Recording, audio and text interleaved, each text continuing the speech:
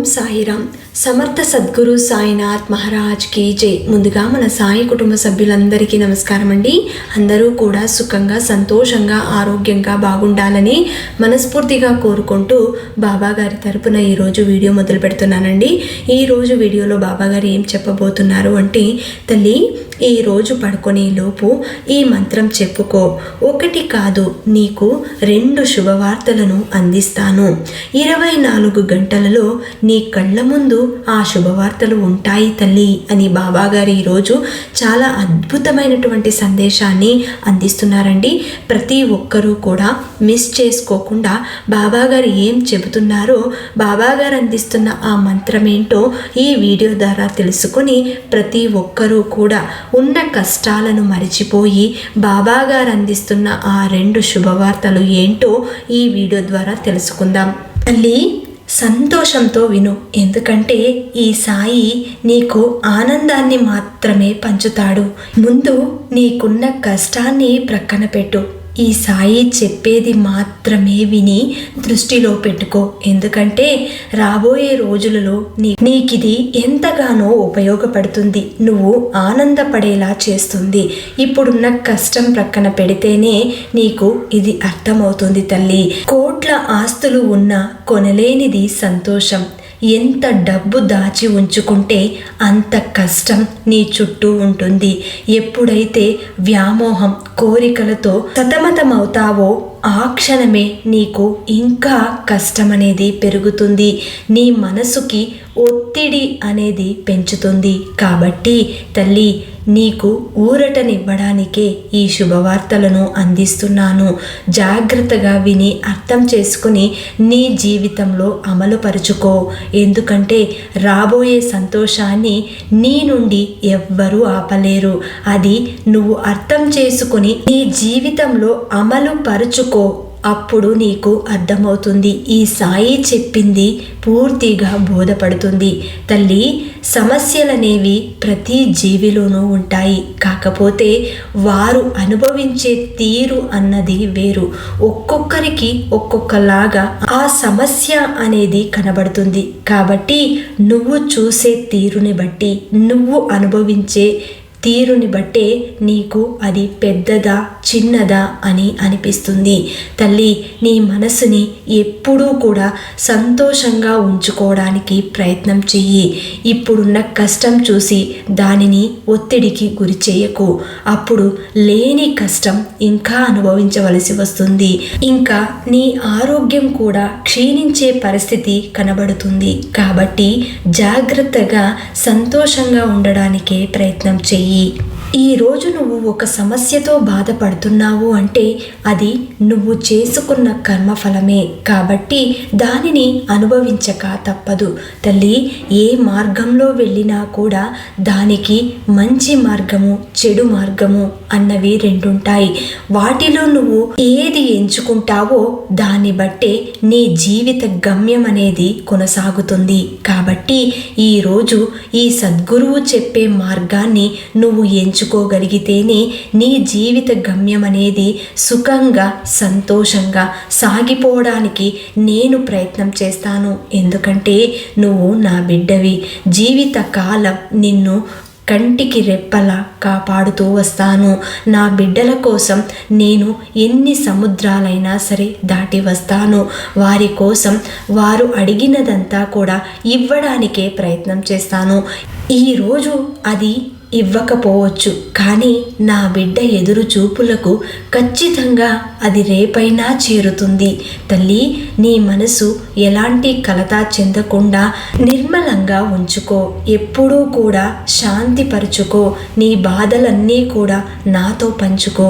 నా ముందు నువ్వు చెప్పుకున్నవన్నీ కూడా నేను ఖచ్చితంగా నిర్వహించడానికి, వాటిని పరిపూర్ణం చేయడానికే ప్రయత్నం చేస్తాను.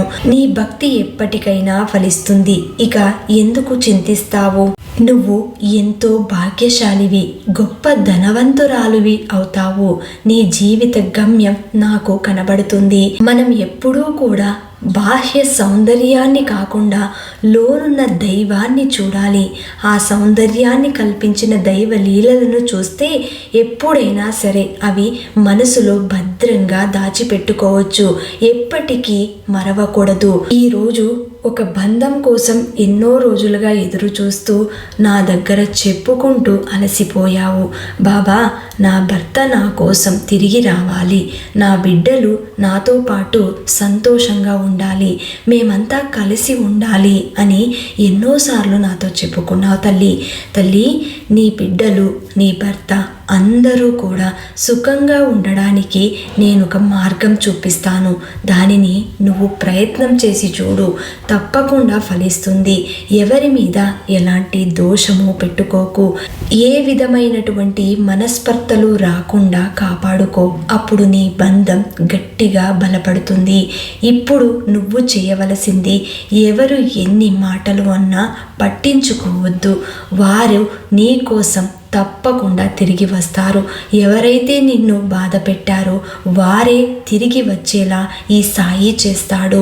నీ ప్రయాణం అంతా కూడా నీతోనే ఉంటాను. ఈ సాయి అడుగడుగునా ఉంటాడు.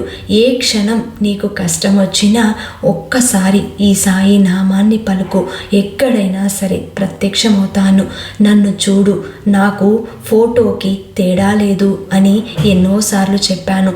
నా ఫోటోలు ఉన్న నా రూపాన్ని చూడు తల్లి. నా కళ్ళల్లోకి చూసి కాసేపు మౌనంగా కూర్చో, నీకు సమాధానం దొరుకుతుంది. నువ్వు ఏ తప్పు చేసినా సాయి నాకు శిక్ష వేస్తాడు అని భయపడకు. ఎందుకంటే నాకు ఎవరి మీద కోపమూ రాదు. మీరంతా నా బిడ్డలు గనక నేను ఎవరి మీద కోపించుకొని ఏ ప్రయోజనము ఉండదు. కాబట్టి తల్లి, గురువును ఆరాధించడం నేర్చుకో. నువ్వు చేసే తప్పులు సరిచేయడానికే ఈ సాయి ఉన్నాడు. సాయి నామాన్ని అనుక్షణం మనసులో ధ్యానించు. ఏ కష్టం వచ్చినా సాయిని పిలువు. నీకు కళ్ళ ముందు ప్రత్యక్షమై దానికి సమాధానం చెబుతాడు. ఎవరి మీదైనా కోపం వస్తే సాయి నామాన్ని పలుకు. దక్షిణ ఇవ్వాలని మనసుకు అనిపిస్తే ఆ భిక్షాటన చేసే వారికి ఇవ్వు. నీకు ఎంత ఇవ్వాలని నీ మనసుకు అనిపిస్తుందో అంతే ఇవ్వు. అక్కడ సాయిని చూడు, వారిలో సాయినే కనబడతాడు. తప్పకుండా గుర్తు పెట్టుకో తల్లి. నన్ను గుర్తుపట్టలేనప్పుడు మరి నన్నెందుకు పిలిచినట్లు అన్నట్లు నేను నీకు చెప్పగలను. నువ్వు అయిష్టంతో ఇవ్వగలిగితే అది నేను స్వీకరించలేను. ఎందుకంటే నీ మనసు అంగీకరించటం లేదు. ఎంత ఇవ్వాలి అన్నది నీ మనసుకు నచ్చితేనే ఇవ్వు తల్లి. ఆందోళనలో ఉన్నప్పుడు ఎప్పుడైనా సరే ఒకరి గురించి ఆలోచించే ముందు 1-2 సార్లు ఏ పని చేసినా వారి గురించి కానీ ఆ పని గురించి కానీ 10 సార్లు తెలుసుకుని దాని గురించి పూర్తి వివరాలు తెలుసుకున్న తర్వాతనే ముందడుగు వేయి. నిజంగా నీ కోరికలు తీరాలి అంటే తప్పకుండా మనస్ఫూర్తిగా శ్రద్ధ భక్తితో నన్ను కోరితే ఎప్పుడైనా నేను తీర్చకుండా ఉంటానా? నీ మనసులో ఉన్న ఆందోళనలు కాస్త తగ్గుముఖం పడతాయి. ఒక్కొక్కటిగా అన్నీ కూడా సత్యమణుగుతాయి. ఇప్పుడు నీ జీవితంలో కష్టం వచ్చింది కదా అని 10 మంది 10 రకాలు మాట్లాడినా, నీ జాతకంలో దోషాలు ఉన్నాయి అని చెప్పినా కూడా వాటి గురించి పట్టించుకోకు. ఎందుకంటే జాతకాలు చూసే భక్తులు నాకు నచ్చరు. నీ దైవ సంకల్పం అనేది గట్టిగా ఉంటే నిన్ను ఎవ్వరు ఏమీ చేయలేరు. నీ జీవితంలో ఏ సమస్య వచ్చినా, ఎంతటి కష్టం వచ్చినా దైవాన్ని నమ్ముకో. నీ ఇష్ట దైవాన్ని ఆరాధించు. అనుక్షణం నీ బాధలన్నీ కూడా ఆ దైవంతో చెప్పుకో. రేపే నిర్జల ఏకాదశి, చాలా శక్తివంతమైన రోజు. రేపటి రోజున శ్రీ మహావిష్ణువును ఎవరైతే ఆరాధిస్తారో ఆ తండ్రి యొక్క అనుగ్రహం పొందాలి అంటే రేపు తప్పకుండా ప్రతి ఒక్కరూ కూడా ఆయన అనుగ్రహం కోసం ఇలా చేయండి. రేపే నిర్జల ఏకాదశి కాబట్టి ప్రతి ఒక్కరూ శ్రీ మహావిష్ణువుని చాలా గొప్పగా ఆరాధిస్తారు. రేపు చాలా శక్తివంతమైన రోజు. ఎందుకంటే సంవత్సరంలో ఏకాదశులు మనకు 24 ఏకాదశులు వస్తాయి. అందులో చాలా పవిత్రమైనది ఈ నిర్జల ఏకాదశి. దీని గురించి ప్రత్యేకంగా మన హిందువులకు చెప్పనక్కర్లేదు. ప్రతిరోజు ప్రతి ఇంట్లో కూడా దీపారాధన చేస్తూ ఉంటారు. ఉదయమైనా లేదంటే సాయంత్రమైనా. రేపు నిర్జల ఏకాదశి రోజున కాస్త సమయం తీసుకుని కేటాయించి మీ సమస్యలు చెప్పుకోవడానికి ఒక అవకాశం దొరుకుతుంది. ఈ నిర్జల ఏకాదశి రోజున 24 ఏకాదశులలో చేసే పూజలు ఈ ఒక్క ఏకాదశి రోజున చేస్తే మీకు ఫలిస్తుంది. అది కూడా ఉపవాసం ఉండి చేసిన వారికి ఇంకా ఎక్కువ ఫలితం అనేది దక్కుతుంది. ఒకవేళ మీకు ఉపవాసం కుదరకపోతే కనీసం శ్రీ మహావిష్ణువుకి కానీ, శ్రీకృష్ణుడికి కానీ, లేదంటే రాముడికి కానీ, లేదు అంటే మన గోవిందుడికి మీరు రేపు పూజ చేసుకోవచ్చు. అది ఏ విధంగా నిర్వహించాలి అన్నది చెప్తానండి. చాలా గొప్పగా చేయాలి అన్నది లేదు. ఆడంబరాలకు వెళ్లకుండా చాలా సింపుల్గా మీరు ప్రతిదినం నిత్యాదీపారాధన ఏ విధంగా చేసుకుంటారో అదే విధంగా చేయడానికి ప్రయత్నం చేయండి. రేపు తలంటు స్నానం ఆచరించి ఈ పూజని నిర్వహించండి. ముఖ్యంగా ఆడవారైతే తలంటు స్నానం చేయాల్సిందే. శ్రీ మహావిష్ణువుని ఆరాధిస్తారు కాబట్టి తలంటు స్నానం ఆచరించిన తర్వాత మీ పూజా మందిరంని శుభ్రం చేసుకుని మహావిష్ణువు రూపాన్ని మీ ఇంట్లో పెట్టుకొని ఒక ఫోటో కానీ లేదంటే విగ్రహం కానీ ఉంటే ఆయనకు అతి ముఖ్యమైనది తులసి దళాలు.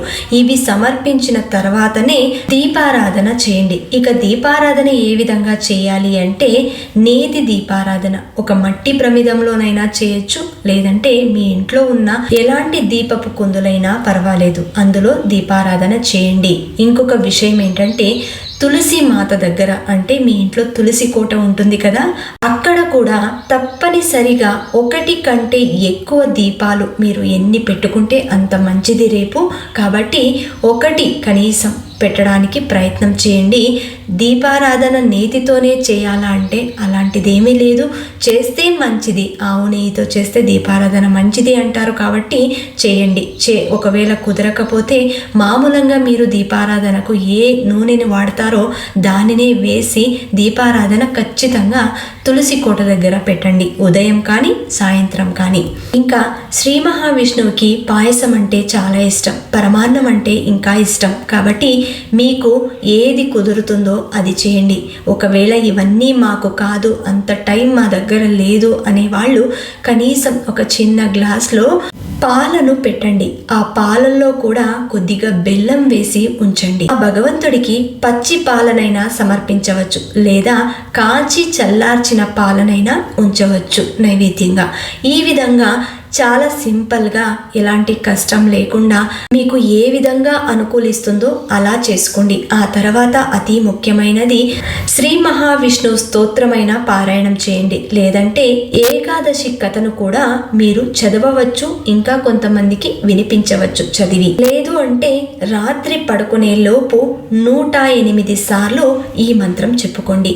ఓం శ్రీ సాయి భగవతే వాసుదేవాయ నమః, ఓం శ్రీ సాయి భగవతే వాసుదేవాయ నమః అంటూ రేపు ఒకవేళ ఉపవాసం ఉన్నవాళ్ళు, లేదంటే నార్మల్గా పూజ చేసుకునే వాళ్ళు, నియమాలు ఏమీ లేవు మాకు ఏకాదశి పండుగే లేదు అనేవాళ్ళు ఇలా చిన్నగా చేసుకుని ఈ మంత్రం 108 సార్లు చెప్పుకుంటే ఆ శ్రీ మహావిష్ణువు ప్రీతి చెంది మీ కష్టం పోగొట్టడానికి దారి చూపిస్తాడు.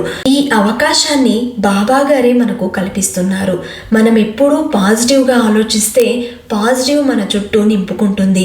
ఎప్పుడైతే మనం నెగిటివ్గా ఆలోచిస్తామో అయ్యో ఇవన్నీ కాదు, అనవసరంగా మన టైం అంతా వేస్ట్, ఇవి చేయలేము అని అనుకునే వాళ్లకు అది అలాగే జరుగుతుంది. ఎప్పుడైతే మనం మంచిగా ఆలోచిస్తూ మంచి బుద్ధిని ప్రసాదిస్తూ 10 మందికి మంచిని చెప్పుకుంటూ ధర్మబద్ధంగా నడుచుకుంటాము, సాయి ధ్యానం చేస్తూ సాయి నియమాలను పాటిస్తూ సాయి సందేశాలను వింటూ ఎక్కడ తప్పు చేస్తున్నామో వాటిని సరిదిద్దుకుంటూ మనం మన జీవిత గమ్యాన్ని చక్కగా అలవర్చుకుంటే తప్పకుండా మనకు సంతోషం 1, 2 కాదు, భగవంతుడు మనకు శుభవార్తలు ఎన్నో అందిస్తాడు. మన జీవితం మారడానికి అంతా కూడా భగవంతుడు మన చేతుల్లోనే ఉంచాడు. మనం ఏ విధంగా దానిని అలవరుచుకుంటామో ఆ విధంగానే మన జీవిత గమ్యం అనేది సాగుతుంది అని భగవంతుడు అంటే ఈరోజు సాయి ఇస్తున్న ఈ సందేశాన్ని ప్రతి ఒక్కరూ కూడా పాజిటివ్గా తీసుకుని 10 మందికి అందేలాగా ఈ వీడియోని షేర్ చేసి లైక్ చేయండి. మళ్ళీ ఇంకొక మంచి వీడియోతో మీ ముందుంటాను. అంతవరకు సెలవు. సర్వేజన సుఖినో భవంతు. సర్వం శ్రీ సాయినాథార్పణమస్తు.